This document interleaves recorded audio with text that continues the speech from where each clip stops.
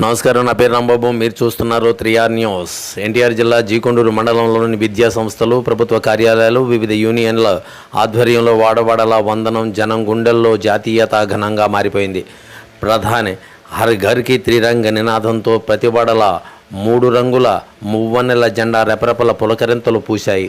దానితో భాగంగా జిల్లా పరిషత్ హైస్కూల్లోను, మండల రెవెన్యూ కార్యాలయంలో రెవెన్యూ సిబ్బంది, స్థానిక పోలీస్ స్టేషన్లో పోలీస్ సిబ్బంది, ఆక్స్ఫర్డ్ ఇంగ్లీష్ మీడియం హైస్కూల్లో విద్యార్థులతో టీచర్సు, ఇలా శ్రీశ్రీ ఇంగ్లీష్ మీడియం హైస్కూల్లో మరిన్ని శోభాయమానమైన కార్యక్రమాలు నిర్వహించారు.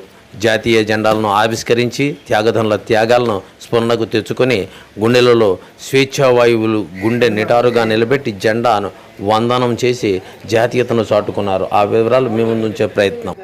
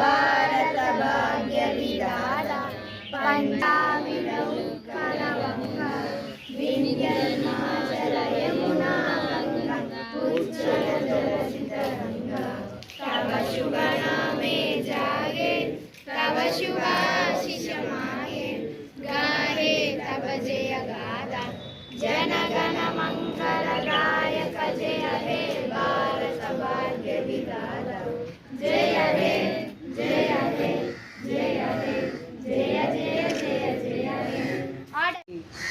మన పెద్దలు పూర్వీకులు అయిన ఎంతోమంది త్యాగఫలం.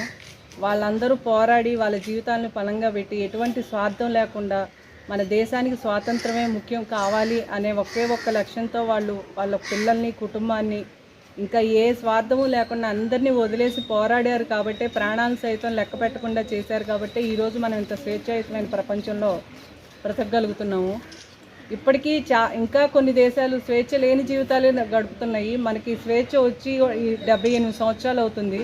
మనం ఆ స్వేచ్ఛను వాడుకోవాలి, అంతేగాని మన దేశ అభివృద్ధికి వాడుకోవాలి. వాళ్ళు చేసిన త్యాగాలకి ఫలితాన్ని మనం ఇంకా ఈ స్వేచ్ఛను ఉపయోగించుకుంటున్నామంటే అభివృద్ధి కోసం వాడుకుంటేనే వాళ్ళ త్యాగానికి ఫలితం ఉంటుంది.